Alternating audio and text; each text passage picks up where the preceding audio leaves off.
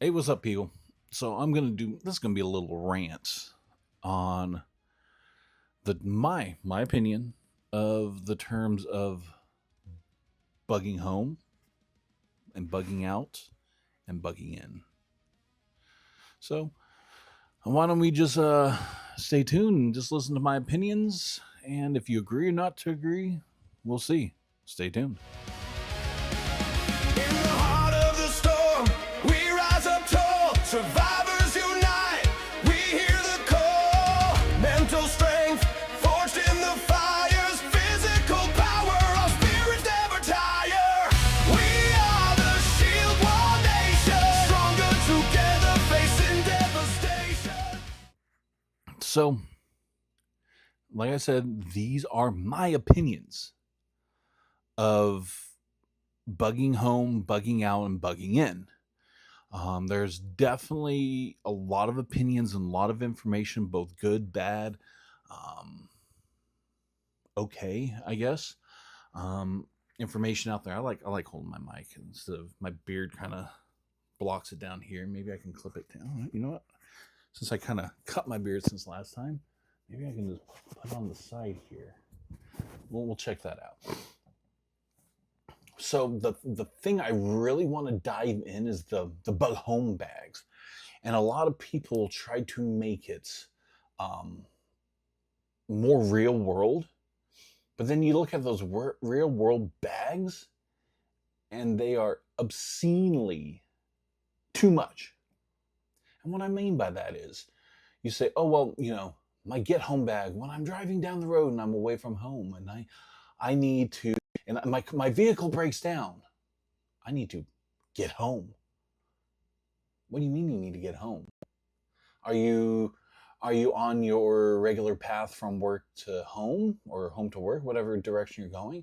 Are you away from home, like working away from home, off site or something like that, and you're traveling between maybe the hotel that you're boarded up at and your work? And but why do you need to make it home? Why do you have a bag to make it home? This is during a real world situation, an everyday occurrence that happens to hundreds of thousands of people. Is their vehicle breaks down. Why are you bugging out? Like, why are you bugging home? Call AAA. Call non-emergency line. Call a friend, a family, a coworker. There's no reason why you need to walk days, miles home. It's unrealistic. No one in their right mind will just like, my car broke down. Let me walk 200 miles home. Like, no, that's not realistic. And then they go, well, if I break down home, on my way home, I got to have this bag. And this bag is 30 pounds of stuff, which is food. I need shelter. I need water. I need all these little gizmos and gadgets to get me home. No, you don't. No, you don't. You don't need all that. Call someone. You have a cell phone. Use your communications. Whether it's cell phone or you have a work radio, just get up on the work radio like, hey, the truck broke down or the vehicle broke down. I need some help. There's no way you should be walking hundreds of miles or even 20 miles. Now, you got to put in the mindset of, okay, I have no cell phone service. We're in America. There's bound to be cell phone service a mile this way or a mile that way. And nowadays, new phones have satellite. If you have no service, you can connect to a satellite phone. Your phone essentially turns into a satellite phone, and you can call someone for help. So there's that. But let's say worst case, you don't have that. Like my phone actually is old enough to where it doesn't have that. I'm only walking a couple miles either way. I'm not so far out in the boondocks where I literally have no service of anything ever. But let's say I am. What do I need? I don't need very much. I don't need a Wilcox key. If I need a Wilcox key, that means I'm within cell phone range to get a hold of someone. I don't need, 4 gallons of water. I don't need 3 MREs. No. I need a couple bottles of water. Maybe 1 MRE, or at least some snacks. Because depending on what time of day, like, man, I'm already coming home from work and I'm hungry. And it's dinner time. Now I'm broken down here. I'm waiting for a tow truck for, they said, a few hours. Like, fine, I'm just going to relax. I'm going to eat something. You know, you need that. And maybe worst case scenario, you just have a radio on you. But at the same time, in a real world situation, who else has a radio on them to get a hold of you, to be on the other end? Send a text message. If you send a text message, it will go through when it can. When it has it, the text messages require very little data to transmit compared to a phone call. Send a text message. Hey, I'm stranded on this road, about this far from this area, whatever one's, or here's my location. Send someone to come out and get me, please. But you see a lot of these videos try to make it real world, try to simplify it. But they're going overboard. They have a huge bag with all this gear, and I think it's absolutely a waste of time. All you need is your cell phone, a small bag to carry some food, some water, maybe a power bank to charge your phone. You're like, well, I need more because it's late at night, so I need more. No, just sleep in your car. Do it in the morning. You're not in some apocalyptic situation. You're in a real world situation with active emergency services around, running water. The world's not burning. Sleep in your car. Wake up in the morning and then go and try to get some help if help hasn't already arrived in the middle of the night. Don't make every situation in your life like you had to prepare for the apocalypse. Prepare for real world situations. So bugging home. You broke down, you got a small bag, water, a little bit of snacks, and something to power up your phone in case you have to walk and you're constantly trying to call, and that roaming does burn through battery. So you do need to have a battery with you, with a power cable. And that's essentially it. I mean, of course, you have your other belongings, like maybe like whatever you have for your EDC, so your wallet, maybe a knife, whatever else you have in your pockets. Yeah, take that. That's all you need. Okay. Now, if we go into apocalyptic, let's say a civil unrest, right? That changes things. You maybe have not broken down, but you cannot pass a certain area because it's blocked, full of protesters, full of rioting, full of just marauding people, right? Or your Chaz chop zone, you just suddenly the city gets cut in half, you can't get through. Okay. That's a little bit different, right? You probably need some sort of protection, whether it's mace or a firearm, or maybe just a large stick. Maybe, since it's a protest, maybe you need a gas mask, or at least an N95 mask and goggles, bare minimum, right? Maybe you need an MRE because you have to walk further, because you may have to go around the whole situation. See, that builds up. That's not real situation that will completely happen. Like, yes, it has happened. Protests have happened. Blocking off city blocks. But I'm talking about a whole societal collapse of that city. You know, then of course there's foreign attacks, there's domestic attacks, there's natural disasters, there's all sorts of other things to where you go, okay, it's not just my vehicle broke down. It's, I need to carry a larger bag with ABC, XYZ. It's going to take me X amount of days, because a human can walk, 2.53 miles an hour, something like that, or 5s? I don't recall. My bad. But I, on average, walk this fast. My commute is this long. Worst case scenario, I will be this max away from home. I need to make sure I prepare for that. And I'll go into my get home bag from work, right? I'll go through that bag at a later date, not in this video, another video. And then you also got to think like, okay, what if I have a remote job that sent me to a site way far away from home, even far from where the headquarters where I normally work, they have me off site doing something. How many miles is that during this worst case apocalyptic scenario? How far is that? What do I need to cross? Am I going through mountains, desert? Is just one path? One very long freeway I can just walk. How far is that? How long will it take me? Then of course, like, okay, I need a lot of water, at least ways to procure water. I need shelter. I need X amount of food. I need all these things. Maybe I need to carry an extra pair of clothes because maybe the shoes that I'm wearing are work boots, not quite comfortable to work with. I need to switch that. Or if you work in a hospital setting, working in, maybe some hospitals allow people to wear Crocs. Maybe Crocs aren't the best walking shoes. Maybe I need to wear tennis shoes.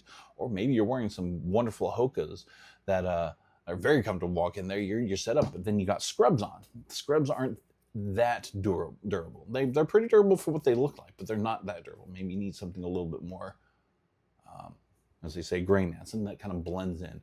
A t-shirt, some jeans, and some shoes, right? You got to plan for all that.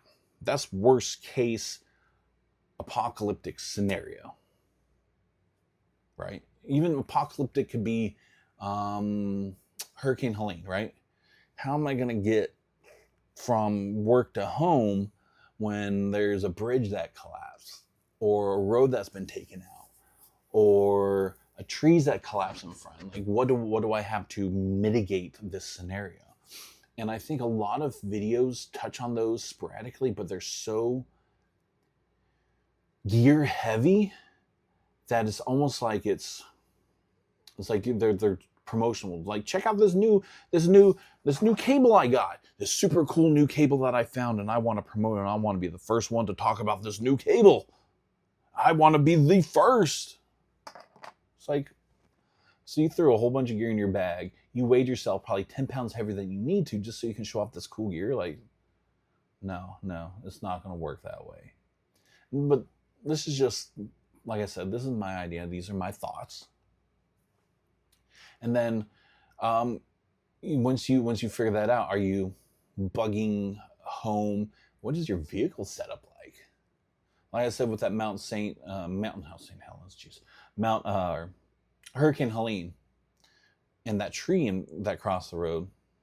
Well, if you don't have your vehicle set up properly, right, with some sort of emergency gear, you can probably pop a little chainsaw in there. And I'm not talking about a full-on logger's chainsaw, right? I'm talking about like an electric chainsaw. Small, their blades are like this big, so maybe like 1.5 feet long. And that will get most trees that will block, because essentially you're trying to get thick limbs and twigs and things out your way. You're trying to, even if you have to cut up little bits at a time and log out the way, as long as you eventually get that out of your way, enough for your vehicle to go around, right?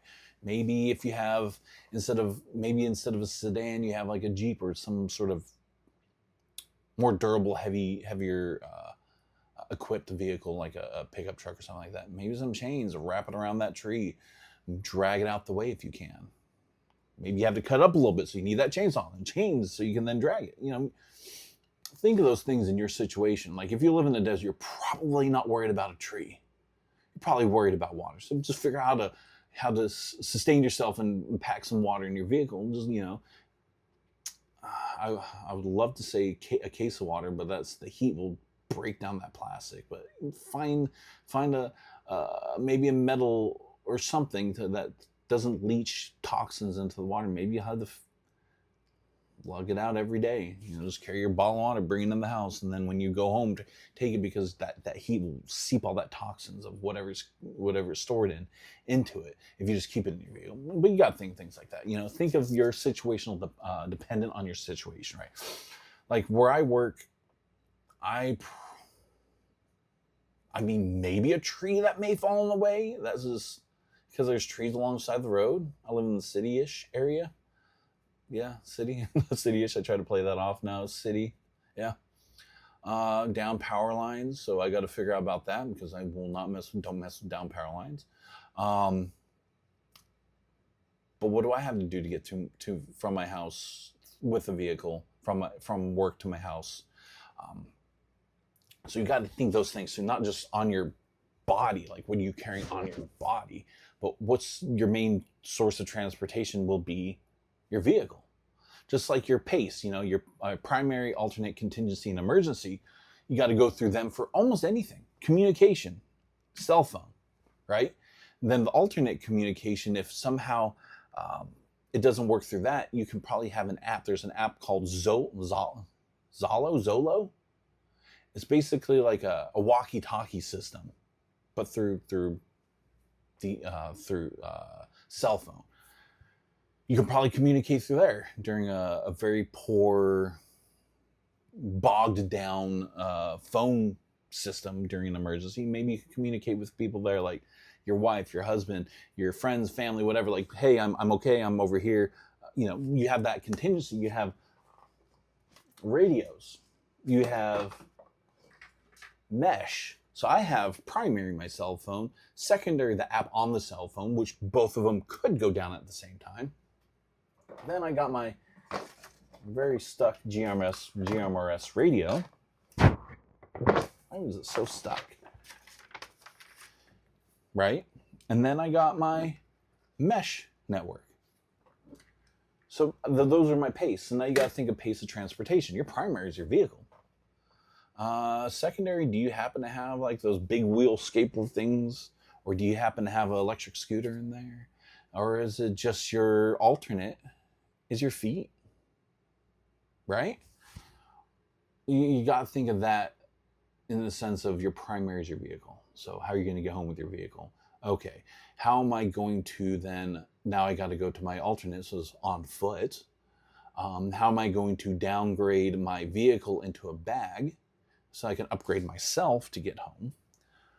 Whether real world vehicle breaks down, you can't necessarily call, you have to walk to get cell service. So, what am I downgrading from the vehicle? A little bit of water, got some bottles of water. I already got my water there, and maybe some snacks. Okay, now I can walk, right? And then once you get home, it's like, okay, cool, I'm home. Is it the real world situation where you're like, now I got to figure out how to tow my car? Or is it this apocalyptic situation? So where do we need to bug out? Like, is our house actively in the path of a wildfire? Do I need to bug out? Cool, I got home. My wife is home. My kids are home. Now I need to bug out. Now we need to load up the vehicle. Hey, how did I do that? How did I prepare for that? Right? There's a tsunami coming because of an earthquake offshore. This is when I lived in California. We had tsunami warnings of big earthquakes that happened in the middle of the Pacific Ocean. Tsunami warning. So we're like, well, I lived right on the beach. Well, we got to get away from there because a tsunami hits beaches. So we're possibly in the path. So what did I do, to get out the way? Or that big Thomas fire when I was in California. It was blocks away from where I live. Smoke bellowing into our area. Like, it was like, I have sinus issues still from that.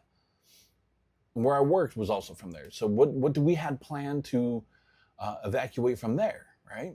You got to think of these things. Like, am I bugging out because of a real world situation like a fire or flooding like Hurricane Helene or a tsunami that can happen, or an earthquake that made my house unsafe, like the foundation's collapsing, I need to get out? Or is it like end of the world, financial collapse in the United States, Panamanians parachuting into the United States trying to take over, or whatever it may be, right? What do I bug out?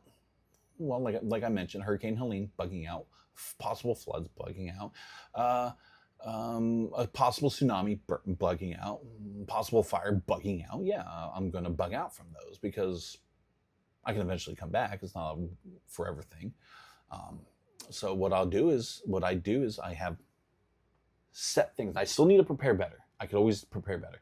But I have set things where we're grabbing, loading, going. Grab, load, go. No questions asked. We have important documentation that we got together. We have clothes that we have together. We just load and go. Quick and easy. So yeah, I'm going to bug out during those situations. Now, if it's a real world super apocalyptic thing, like I said, Panamanians parachuting out of the sky, um, complete and utter breakdown of society, basically what a lot of preppers prepare for, I'm not bugging out. I'm staying here. I have all my supplies here.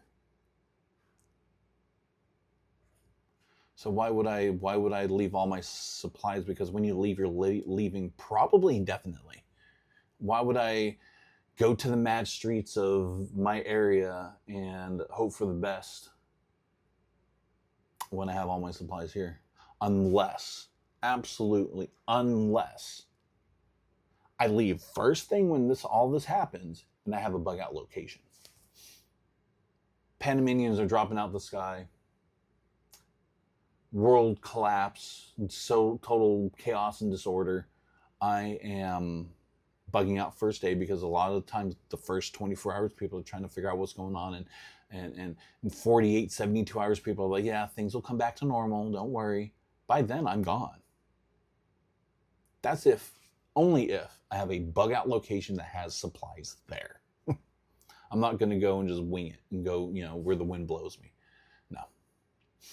But anyways, that's my rant. I'll make videos a little bit more detailed on it, how I've prepared my stuff for a real, like I said, the very first thing, the real life vehicle breakdown scenario, how I prepared myself for that. And then that in this probably the same video, I'll be like, how am I bugging home? It's going to be a whole bug home video, bug home, real world breakdown scenario, vehicle breakdown scenario, then a more detailed apocalyptic scenario. And then probably a bug in video, and probably a bug out video. Excuse me. And we'll have fun with that, and I'll probably break it down even further. But yeah, I thought I'd just give my little 2 cents because everyone's giving their 2 cents nowadays. And I figured my 2 cents will probably fall on a few ears, but a lot of deaf ears, and that's okay. As long as someone gets a little bit of information from this, a little bit insight, and go, okay, that makes sense. I don't need all this gear if I'm going like 2 miles down the road and my vehicle broke down. I just need a simple thing. I need a pack light, go fast, go and get cell phone service, go, hey, I need help. Cool. Thank you. But anyways, that's my rant. Tell me what you guys think. Comment down below. Tell me what your thoughts are from what I said, where I was right, where I was wrong, what insightful thing did I blow your mind with awesomeness. Go down below, type what you think. And also, if you like this, and you go watch my other content, but if you like this, please like and subscribe. I'd love to continue to have followers and subscribers and build this community, because that's mainly what I want to do, build a community that helps each other through information. And hopefully I have goals. I have long-term goals that I want this community to build towards, and I just need you guys to hang in there. But anyways, let me end this video. It's probably been rambling on too much, but thank you for listening. If you listen to my rambles, I appreciate you, and take care of yourself, take care of each other, and most of all, keep that shield wall up. See you.